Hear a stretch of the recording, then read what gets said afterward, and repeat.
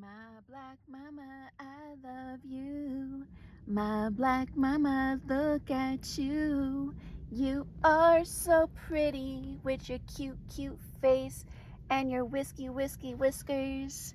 I love you. It is chilly, y'all. It is freaking chilly. I was supposed to be up earlier. It's 10:16 in the morning. But this cold weather is no joke. There is one day this week where it's supposed to be like 39. And I know there's people out there who's doing it like below zero. Like, kudos to y'all. But, I'm a Cali girl and I'm just not used to this. And I'm in Florida. Like, it was not like this last year. I'm telling you, this cold, it was not like this last year. This is a whole different type of vibe. But I'm finally up out of the bed and I have to get myself together. I currently have my Mr. Buddy heater on, just keeping me somewhat warm for now. And I also have my candles going. You're here and they're here. What's happening is, at unconscious levels, they are doing everything in their power in their quest to communicate, to get you to come to where they are. Because there's no communication, there's no experience. And so, without meaning to, they would like you to be there, but it's happening even on unconscious levels. And if you're not really caring about how you feel, you'll go there easily. And when you go there, it's not their disapproval of you that you're feeling. It's your lack of resonance with who you really are that you're feeling. Did you get that? Oh. People have been saying things for a while like, well, they're just trying to bring you down to their level. Well, they are. So they see someone like you. You look as if your appearance is one, and we're not just talking about the beauty of who you are physically. We're talking about your vibrational appearance. You have knowledge. You have eagerness. You have a desire to fulfill your life experience. You are radiating. We saw you back there from the moment that the gathering began, and we're just waiting for the resistance to be at its softest ebb before we bring you forward. In other words, you are unmistakable. You are radiating, and you are a pain in the whatever to people who aren't there, who want to be there. In other words, what bothers them about you is that you live what they want to live, and they don't know what to do about it. So they offer the vibration of... We are the creator of our own realities, and our own realities is how we perceive it to be. It's nice waking up and having these beautiful jewels to remind you of the sacredness of our journeys and our paths. And oftentimes, living this life, you can get caught up in the small things, right? And we forget about the gratitude of being able to actually live this life, living van life, living in your vehicle, living in your RV, living in your trailer, whatever life you're living that's not in a sticks and bricks. And so we have to pull ourselves back into our center, and to always remember that if it wasn't for this life that we're currently living, we wouldn't be able to live in fluidity, right? We wouldn't really be able to enjoy the fluidity of all that comes with this experience. And there's this beautiful space that we enter into once we kind of rid ourselves, and it could just be ridding ourselves for that second or for those moments, of the contrast that comes with this life, because it's not always glamour. And most of us that are living this life know this. This is, usually it's something might constantly be going on or happening, or it's the van, it's the this, and once you get this set situated, then it's this that happens, and it's just like these cycles that we go through with this journey. And it might not be everybody, but I know for myself, there's this cycle that happens with this experience while living van life. And for me, it's imperative that I sit back and I remember my center. And, the other day, as a matter of fact, I was questioning everything that I'm doing, like, is this me? Like, is this what I'm supposed to be doing right now? Is this, and I started feeling like shit about it, because it's those internal thoughts and those internal speech that keeps us in this certain type of frequency. And I always say, I know when I'm off my frequency according to how I feel, right? It's always this feeling. Whenever I'm thinking something, I have to catch myself and ask myself, how is this making me feel? If it's making me feel like shit, then that means I'm on the lower spectrum of the vibrational chart. If it's making me feel good and I'm happy and I'm this and I'm that, then I know that I'm on the higher vibrational aspect of the chart. And oftentimes we can get so caught up in the emotions of the experience, and we maybe get hard on ourselves because we have a certain way of how we want this experience to look.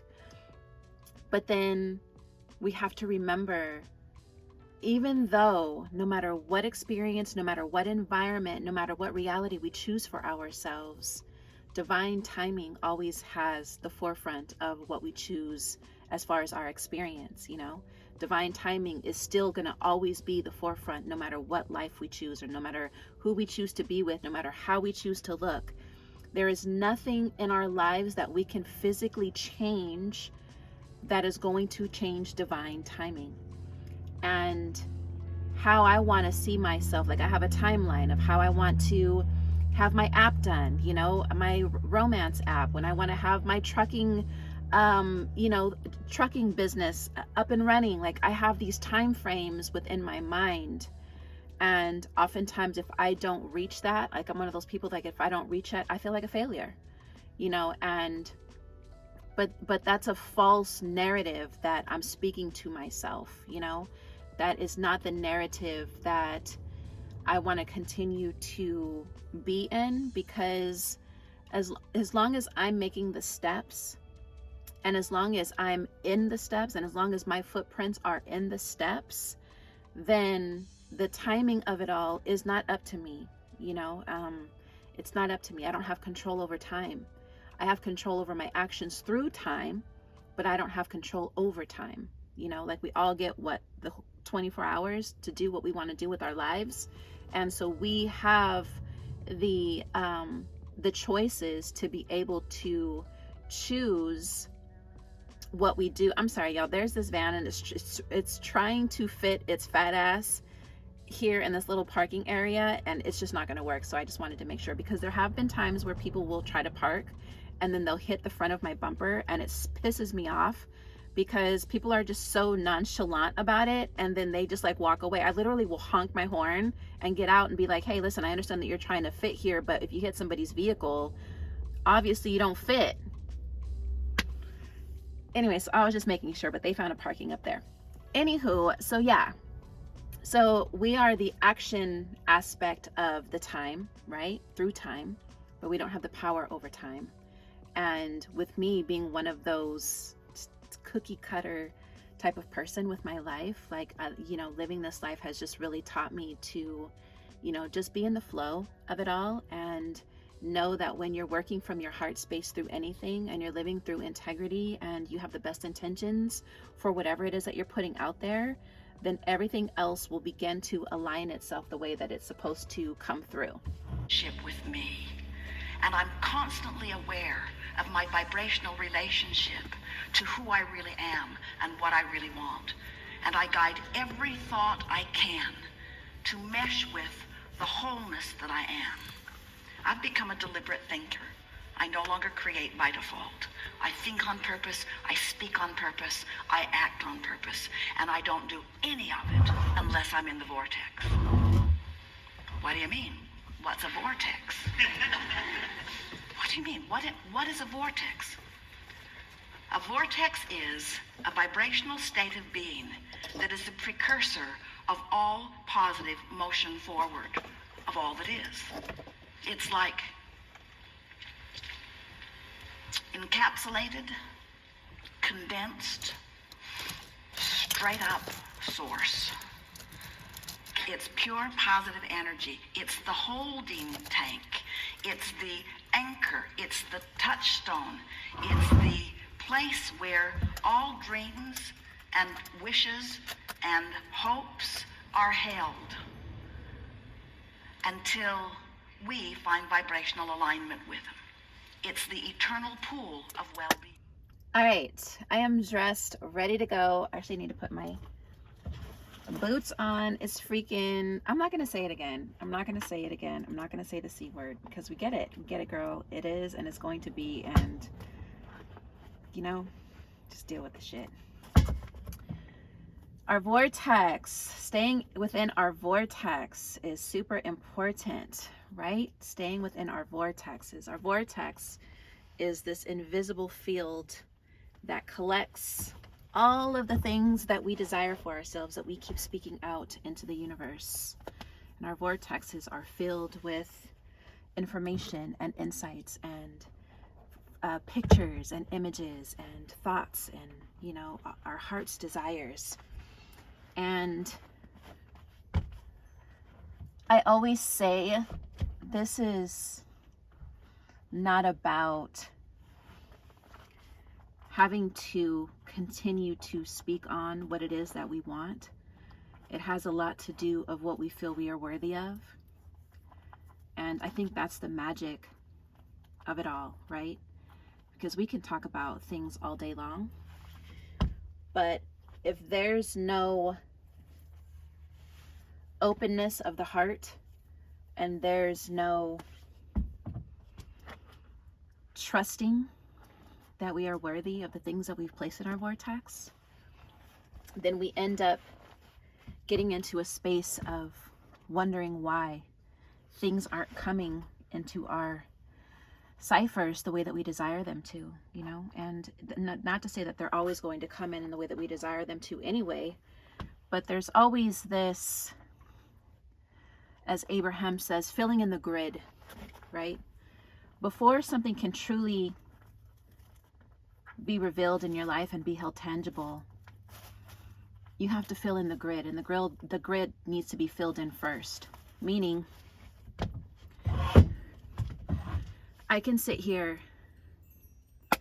and say that I want my trucking business. I'm going to use my trucking business as an example, right? My trucking dispatching business. I see it, I feel it, I've already created it. I created a bank account, all of this.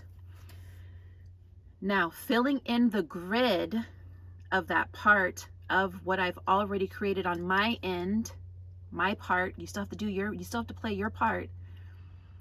Filling in the grid now is being able to visualize all the things that this business is going to bring me. That is the end game. Now we're getting into Neville Goddard. Already living in the end means filling in your grid. You don't have to currently be in a situation or in that thing that you desire for yourself in order to feel it now in this present moment. So bringing Abraham Hicks and Neville Goddard together, in order to be able to fill in your grid, you have to live in the end of that feeling and desire as if you already have it.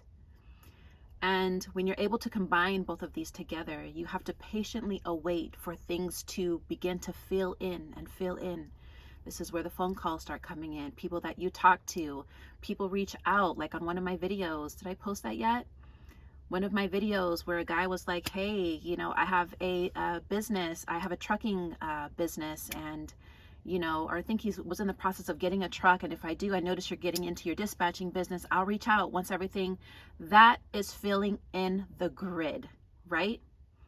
So when all of these things, once you begin to put yourself in a certain vortex of your life, everything in this energy field is going to have all of the things that are connected to this come into your life, but you have to be open and centered within yourself in order to be aware of when they arrive, whether it's conversations with people, whether it's somebody reaching out through a text message that they see you and notice you and will reach out to you once they're situated, whether it's a billboard somewhere, whether it's something on somebody's bumper just to kind of confirm and reaffirm that all is well. Like, you have all of these signs and symbols that are in your path and on your path. But if you're failing to acknowledge the present moment and to be in that energy field of yourself of gratitude for the end emotion, that end game of getting what you want, then you're going to miss everything that's being collaborated for you, and you're going to continue to be in the state of lack and thinking that nothing is working out in your favor, because that's the energy that you are producing, because you only have a set of eyes that's only looking towards one thing, and it's usually it not being here yet, you know. But a lot of that is our own faults, and that's our fault. There is nobody else accountable for our journey and for how we view things in our lives. It is our fault when we don't teach, relearn, and reteach ourselves how to live in this present moment as if that thing is already here. That is how you begin to trick the mind and the subconscious mind in order to work in a cohesive way to bring us the things that we desire. So, you know, all these jewels that are out here for us to learn and to you know, bring upon ourselves and, you know, bring into our lives is magnificent, because on the days that you are feeling that you are not reaching where you want to be and that nothing is working out in your favor, you have these people who are your higher self mirrors to bring you back into your body and out of your mind. You know, I feel like a lot of the talks that we have with ourselves that are constantly downgrading all that we are is your mind telling a story. You know, is that really you? I mean, it can be you. If you want that to be your truth, then by all means live it and have a great life. But for me, that's not my truth. You know, if anything, those are words that I hear from, you know, people that I've been around or that have raised me, or that conditioning or program that I was once in. But that's not who I am or what I am.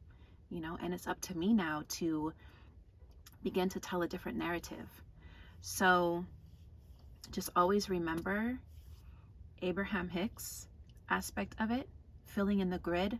The grid is always going to have to be filled in, and you don't necessarily have to be in that projected vision that you have in order to fill that grid with the emotions and the feelings and the love and the prosperity.